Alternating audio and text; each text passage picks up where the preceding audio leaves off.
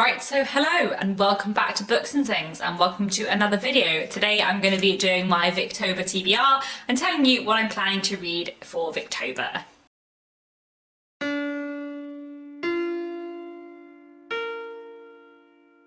So, if you don't know, Victober is a month-long readathon all about reading Victorian literature. I'm going to link down below the announcement videos from me and the other two hosts, Lucy the Reader and Kate Howe, so that you can learn a little more about Victober. But today I'm going to be telling you what I'm going to be reading for Victober.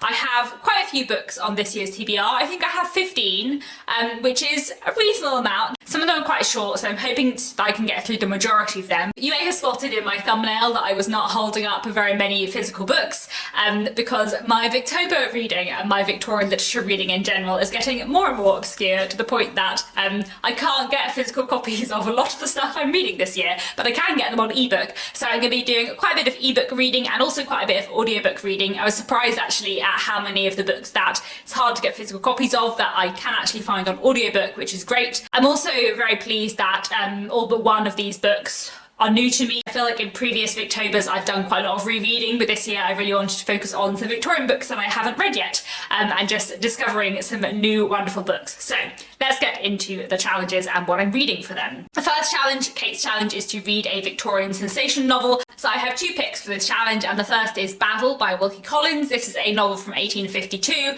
I don't know too much about this, and that's fine. I've read 6 Wilkie Collins books before. He writes great sensation novels that are very gripping and twisty and turny, sometimes a bit silly, but in a very enjoyable way. So I'm sure Basil will be an interesting read. In general, I like to go into classics relatively blind. Wilkie Collins can be a little bit hit and miss for me. In general, I've really enjoyed most of what I've read by him, but one of his books, The Two Destinies, I hated. So it'd be interesting to see if Basil is a hit or a miss, and you know, I guess I will find out. The reason why I'm picking Basil to read this Victober is because last Victober, when I did a video of every single Victorian book I've ever read, I wrote down the years that every book I had read from the Victorian period was published in, because I thought it might be fun as a challenge to read a book from every year in the Victorian period. And then when I did that, I realised that I only actually had 2 gaps. There were only 2 years in the Victorian period that I had not read a book from, and one of them was 1852, and I want to read more Wilkie Collins, so that is why Basil is on this list. Then also for Kate's challenge, I have this. This is Aurora Floyd by Mary Elizabeth Braddon. I've read one book by Mary Elizabeth Braddon before, Lady Audley's Secret, which is definitely her most famous book, and I really enjoyed that, but it was years ago and I haven't read anything else by her, so I'm really looking forward to Aurora Floyd, and I think it should be an interesting read.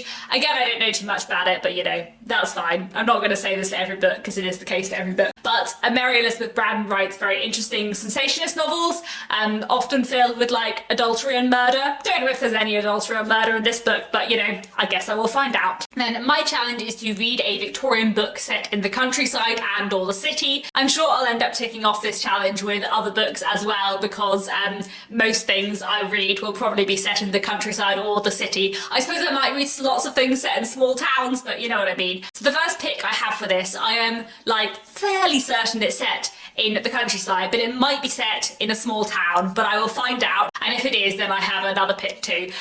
So that book is The Vicar of Bullhampton by Anthony Trollope. This is a novel from 1870. I am currently trying to work my way through all of Anthony Trollope's books. He wrote 47 novels, and I would like to read them all at some point in my life. I've currently read 26, so The Vicar of Bullhampton will be my 27th, and I'm looking forward to it. So I believe it is set in a small village in Wiltshire, and is about the vicar there, and I assume the other characters around him, but it might be set in a small town, as I said. But it's probably set in the countryside. It was also a Victorian bestseller actually, so it could count for a later challenge as well. And this one I'm hoping to listen to an audiobook, and I'm sure I will really enjoy it because I really enjoy all of Anthony Trollope's works. Then another book I have also set in the countryside is The Mystery of Cloomber by Sir Arthur Conan Doyle. This is a book from 1880 and it is very short. I think it's only about 120 pages, and I think this is another one I might listen to on audiobook. This is a mystery which I believe is set in Scotland on a big country estate. So I've read all the Sherlock Holmes books, and I've also read one other book by Sir Arthur Conan Doyle, The Lost World, but I haven't read any of his other mysteries that are not about Sherlock Holmes. So I think this should be a really interesting read. And I'm really interested to see like whether it's a very similar kind of mystery to Sherlock Holmes without Sherlock Holmes there, or whether it's quite different. So I think this should be quite fun. And then for a book set in the city, I'm going to be reading The Unclassed by George Gissing. This is a novel from 1884 set in London, and I believe it follows the story of a young man who is a teacher and his experience living in London. Gissing is a really interesting late Victorian writer who I really like. I've read 4 of his books before and I really enjoyed them all. He can be a bit depressing and miserable, but in a wonderful, nuanced, complicated way, and I've been meaning to read The Unclassed for ages, and in general just meaning to read more by George Gissing for ages, so I think this should be a really interesting read. Then Lucy's challenge is to read a Victorian book with a female main character. I think that there's probably quite a few books that I'm reading this month which do have a female main character, which I don't know about yet, but I do have 2 picks for this challenge which I'm fairly certain have a female main character. The first book I've picked for this challenge is Miss Brown by Vernon Lee, also sometimes known as Violet Page. I first heard about the author Vernon Lee from a booktuber, I think it was Ollie Bliss, who I don't think makes videos anymore, but I remember being really intrigued by this author, and I don't know too much about Miss Brown as a novel, but I'm assuming because it's called Miss Brown it's going to have a main character called Miss Brown, and apparently it is a book which is a lot about kind of criticising the aesthetic movement in the late 19th century, so I think that should be a really interesting read. And then another pick I have for this challenge, which I am very excited for, is Gloriana, or The Revolution of 1900. This book was written by Lady Florence Caroline Dixie and was published in 1890, and this is a work of feminist utopian literature.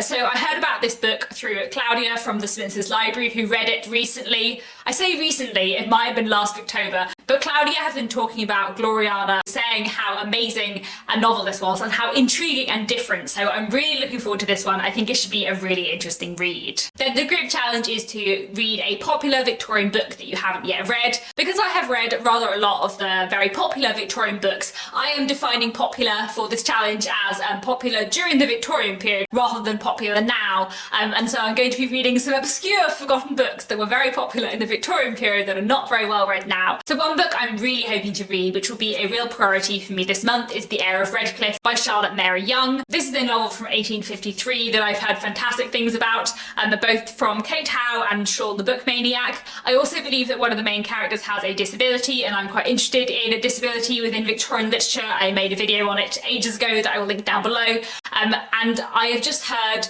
both Kate and Sean talk about how amazing this book is. I think Kate told me that though this book is not very well known now, in the year it was published, it outsold novels out the same year by both Dickens and Thackeray, which is quite fun. I've never read anything by Charlotte Mary Young before, and I'm just really looking forward to reading The Heir of Redcliffe. I just have a little feeling that maybe this is going to be a new favourite, but we will see. Then also for this challenge, I'm hoping to read The Perpetual Curate by Margaret Oliphant. This is a novel from 1864 and is part of Margaret Oliphant's Carlingford Chronicles, which are all kind of interconnected novels set in the same town.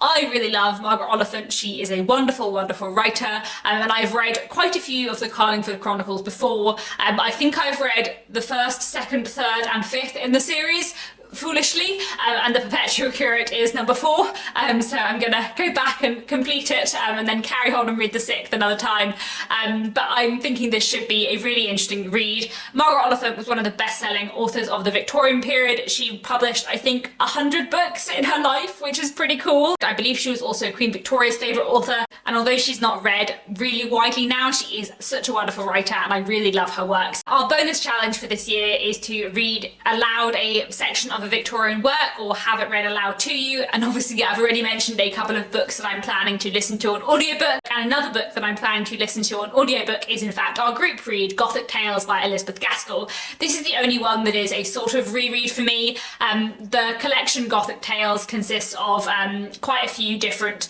kind of novellas and short stories by Elizabeth Gaskell, which are all gothic and a bit mysterious and spooky. I've read the majority of them before, though there are a couple of short stories that are new to me, and this is one I'm going to be listening to on audiobook because there is actually a new audiobook from Penguin Classics of Gothic Tales going to be released in the first week of October, which is wonderful timing, and I'm really looking forward to it. And then because I love to fill Victober with many Victorian reads, I have picked out 5 other books for myself which do not tick off any of the challenges to my knowledge, but that I'm really looking forward to reading. So the first one is The Semi-Detached House by Emily Eden. This is a novel from 1859, and this is quite a short one, I think. I found an audiobook of this one as well, so this is another one I'm hoping to listen to. I don't know too much about this, but it was a recommendation from Kate Howe, and I trust her judgment on Victorian literature very much.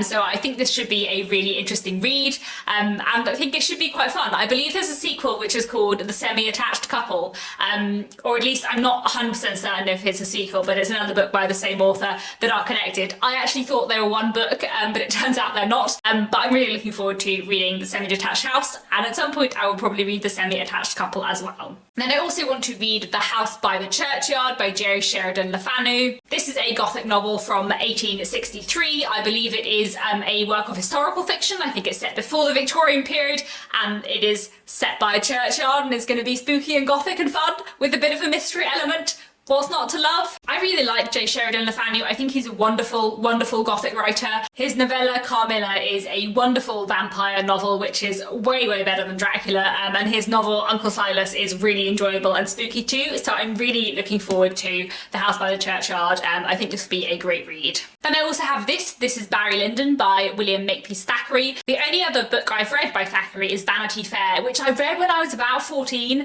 and that's quite a long time ago now, so I don't remember it very well. I feel like in my head I didn't love Vanity Fair, but I don't actually know if that's true or if I just haven't reread it since, so it's kind of become less exciting in my memory. I remember that I also watched a film and enjoyed the film slightly more, and I feel like I found the ending a bit disappointing, but I don't really remember it well enough to judge whether or not I like Thackeray's writing or anything like that. So I thought maybe it was finally time to read something else by Thackeray, and I picked up Barry Lyndon. I don't really know why, to be honest, but it's not too long, and hopefully it'll be an interesting read. Apparently Barry Lyndon is the fictional biography of a Victorian adventurer and rogue, whatever that might mean. Does that mean I'm going to hate Barry Lyndon? Probably, but I think this should be an interesting read, so we will see. Then another thing I'm really hoping to read in Victober, which I'm looking forward to, is this. This is American Notes by Charles Dickens. I am a massive Dickens fan, as you may have noticed if you've watched, more than like 3 videos of mine before. Charles Dickens is my favourite author and I love him a lot. I've read all of his novels and a bit of his short fiction, but I haven't read too much of his non-fiction. I did read The Uncommercial Traveller a few years ago, which I quite enjoyed, and this book, American Notes, is Dickens writing about his time travelling around America on a book tour, I think. I think this should be a really interesting, like intellectually interesting book, because it will be really interesting to see a kind of Victorian perspective on the 19th century USA.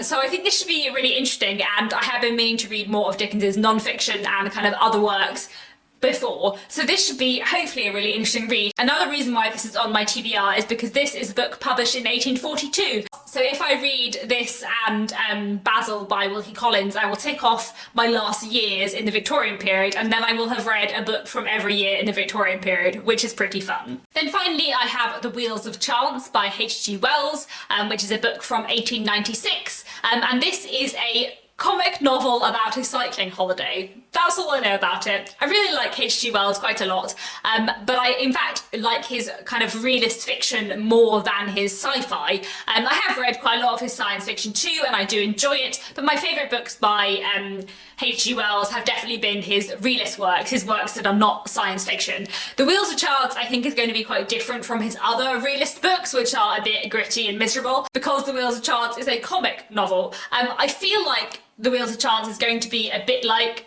Three Men in a Boat, but with bicycles instead of boats. That's what I'm thinking going into it, but we'll find out. It's really short though. I think it's only like 150, 200 pages. So I think that should be quite fun and a slightly different read from my other books this month. So hopefully that will be really good. And there we have it. Those are the 15 books I'm hoping to read in Victober. I think this should be really good fun. Like I said, I'm very excited that I have so many new to me books and hardly any rereads at all, only really Gothic tales, only like 3/4 of which is a reread. I'm very excited about all these books actually. I'm hoping there'll be some real gems there. I feel like The Heir of Redcliffe and The House by the Churchyard are going to be excellent reads. I'm very excited for them especially. But in general, I feel like this is a pretty good list and I'm pretty excited. So those are my picks for Victober. Please do let me know down in the comments what you're going to be reading for Victober, and have you already made your selections? If you have a TBR video too, please do leave me a link down below. or, you know, post about it on Twitter or Instagram with the hashtag Victober and we'll probably find it. Tell me what you're going to be reading. I'm so excited for Victober. I hope you are too. And that's all for now. Thank you very much for watching and I'll be back very soon with another bookish video.